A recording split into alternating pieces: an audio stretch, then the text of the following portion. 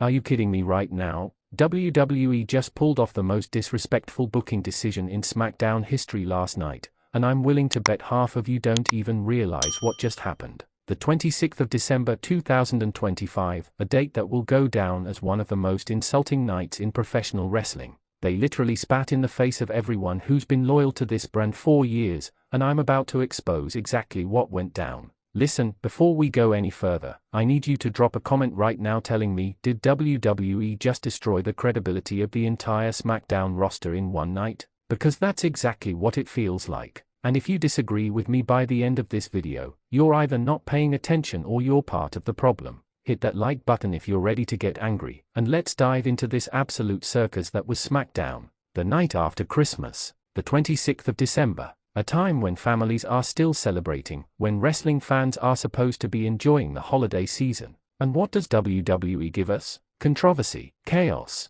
and quite possibly the worst creative decision-making we've seen since last month. But this one hits different, and I'm going to break down every single moment that had the WWE Universe absolutely losing their minds. Let's start with what happened right out of the gate. The show opened with Nick Aldis in the ring, the SmackDown general manager, and he looked like a man who had just been told his entire family's Christmas presents got returned. He announced that due to unforeseen circumstances, the scheduled main event for the night had been changed. Now, immediately, red flags, right? Because we were promised a huge #1 contenders match for the undisputed WWE Championship. We were promised stakes. We were promised something that actually mattered. But no. Instead, Aldis announces that the match is now a special attraction involving part-time talent that nobody asked for. And I'm not going to say names yet because I want you to feel the same betrayal I felt when this was revealed. The crowd in the arena? Silent. Dead silent. You could hear a pin drop. And then came the boos. Wave after wave of genuine disappointment from fans who paid their hard-earned money to see wrestlers, not whatever this was turning into. Here's where it gets interesting, though. LA Knight, yes, LA Knight, the man who's been carrying SmackDown on his back for months, storms out to the ring. No music, no introduction, just pure, unfiltered frustration, and he cuts a promo that might be the most real thing we've heard on WWE television all year. He looks Aldis dead in the eye and says, "You're telling me that everything I've done, every single match I've won, every fan I've connected with, means nothing because you want to bring in someone who shows up twice a year?" The crowd erupted, chanting LA Knight, so loud that you couldn't hear anything else. And you know what Aldis did? He stood there, speechless, because LA Knight was speaking truth. This is the same pattern we've seen for decades in wrestling. Full-time talent gets buried so part-timers can have their moment. And LA Knight wasn't having it. He demanded his spot in the main event scene. He demanded respect for everyone in that locker room who shows up every single week. Now, here's a question for you. Who do you think is the most disrespected full-time wrestler on the current SmackDown roster? Drop your answer in the comments because I guarantee we all have different opinions, but we can all agree that WWE has a serious problem with how they treat their weekly performers. But we're just getting started. The first match of the night was supposed to be a showcase for the tag team division. The Street Profits, Montez Ford and Angelo Dawkins, were set to face Pretty Deadly in what should have been a straightforward match to build momentum. These are two teams that have history, that have chemistry, that can put on an absolute clinic when given the time. They got 7 minutes. 7 minutes. And you want to know what happened during those 7 minutes? The match got interrupted. Twice. First by a backstage segment that went way too long, showing Grayson Waller and Austin Theory arguing about absolutely nothing important. Then, just as the match was picking up steam, just as Montez Ford was about to hit the most incredible frog splash you've ever seen, the broadcast cuts to another backstage segment. This time it's showing the arrival of, and I'm trying to stay calm here, the part-timer who's taking over the main event. The person who just walked into the building gets more screen time than the 4 athletes currently tearing the house down in the ring. The disrespect is astronomical. When we finally cut back to the match, it's already over. Pretty Deadly won via roll-up. A roll-up, for incredibly talented performers reduced to a 7-minute afterthought so we could watch someone walk through a hallway. The Street Profits looked frustrated. Angelo Dawkins threw his hands up in disbelief. And Montez Ford? He stared directly into the camera with an expression that said everything. Is this really what we've become? Moving on, because it somehow gets worse. The women's division segment was next, and I want to be very careful with how I phrase this because the women on SmackDown are phenomenal. Bayley, Bianca Belair, Io Sky, Dakota Kai, Chelsea Green. These women are main event caliber athletes who deserve main event treatment. What did they get last night? A backstage brawl that lasted maybe 3 minutes before security broke it up. 3 minutes of chaos that advanced absolutely no storylines. No clear winner. No momentum for anyone. Just chaos for the sake of chaos. And the worst part? The commentary team treated it like an afterthought. They spent more time talking about the upcoming main event and the special attraction than they did putting over any of these incredible women. Bianca Belair, the ist of WWE, who has headlined WrestleMania, who has carried this company on her back, was involved in a backstage brawl that got less time than a commercial break. Let that sink in, and you know she's sitting in that locker room wondering what she has to do to get the respect she deserves. What any of these women have to do? Quick question for the comment section: what women's storyline on SmackDown are you most invested in right now? Because WWE sure doesn't seem to know, and maybe your answers will give them a clue. Then we got to what I call the comedy hour portion of the show. Look, I appreciate comedy in wrestling. When it's done right, it's great. But what we witnessed last night wasn't comedy, it was filler. Santos Escobar and Legado del Fantasma were involved in a segment with the Maximum Male models that went on for nearly 15 minutes. 15 minutes that could have been used for actual wrestling, for building actual feuds, for doing literally anything productive. The segment ended with nobody looking good. Santos Escobar, a former NXT champion, a man who can go in the ring, was reduced to playing straight man for models flexing in the ring. The crowd wasn't laughing. They were checking their phones. They were going to get snacks. They were doing anything except paying attention to what was supposed to be entertainment. And here's the thing that really grinds my gears: WWE has the deepest roster in the history of professional wrestling. They have more talent than they know what to do with. And instead of showcasing that talent, instead of building new stars, instead of creating compelling television, they resort to filler segments that mean nothing and go nowhere. But wait, it gets better. Or worse, depending on how you look at it. The Intercontinental Championship picture got addressed next, and this is where my blood pressure started reaching dangerous levels. The Intercontinental Champion, who's been absolutely killing it with their reign, comes out to cut a promo about defending the title with honor and dignity. Classic stuff.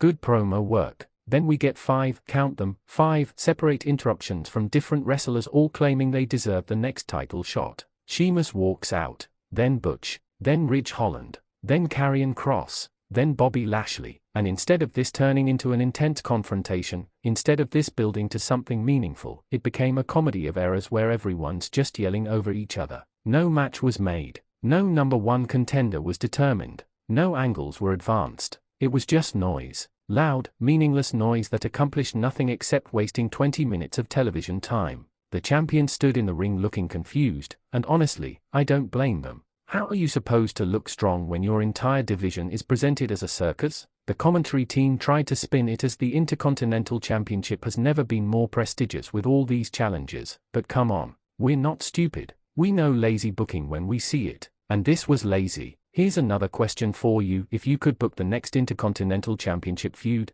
who would you pick and why? Let's do WWE's job for them in the comments, because clearly they need the help. Now we're getting into the meat of the show, the stuff that people were actually tuning in to see. Cody Rhodes appeared in a segment, and the crowd went nuclear. This is the guy who's been at the top of WWE for the past year, the guy who finished his story, the guy who represents everything right about professional wrestling. He comes out, and you can feel the energy shift in the arena. Cody cuts a promo about what SmackDown means to him, about the responsibility of being a champion, about the legacy he wants to leave. It's good. It's exactly what we need. Then the lights go out. Ominous music hits. And out comes, I'm not even going to say the name because you already know, the part-timer, the special attraction, the person who's about to hijack the entire show. They get in the ring with Cody, and there's this stare down that should feel epic, that should feel important, but it doesn't. You know why? Because we've seen this before, multiple times. This same confrontation has happened at least 3 times in the past 5 years. It's recycled content being sold to us as fresh and exciting.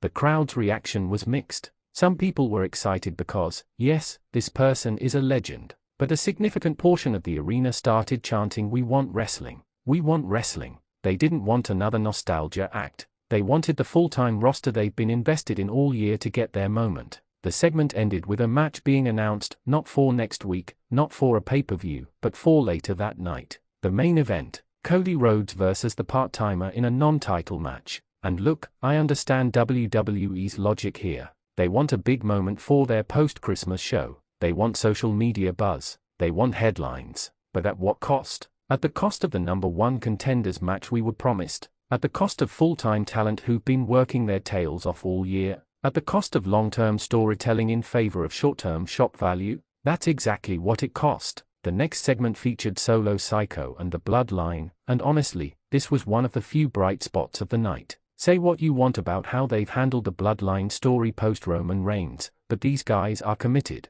Solo Psycho came out with Tamar Tonga, Tona Loe, and Jacob Fatu, and they looked like killers. Solo cut a promo about how the Bloodline isn't dead, it's evolved. He talked about how he's not trying to be Roman Reigns, he's trying to be better than Roman Reigns. He's carving his own path, building his own legacy. And you know what? It worked. The crowd was into it. Finally, something that felt fresh, that felt like it had purpose and direction. Then they issued an open challenge for a tag team match, and out came, surprisingly, Kevin Owens and Sami Zayn. Now, we haven't seen these two team up regularly in months, so this felt special. This felt like WWE actually listening to what fans want. The match that followed was brutal in the best way possible. Hard-hitting, physical, emotional storytelling in the ring. Kevin Owens and Sami Zayn have this natural chemistry that you can't teach. They know each other so well, they can call a match on the fly and make it look seamless. And the Bloodline? They are a well-oiled machine.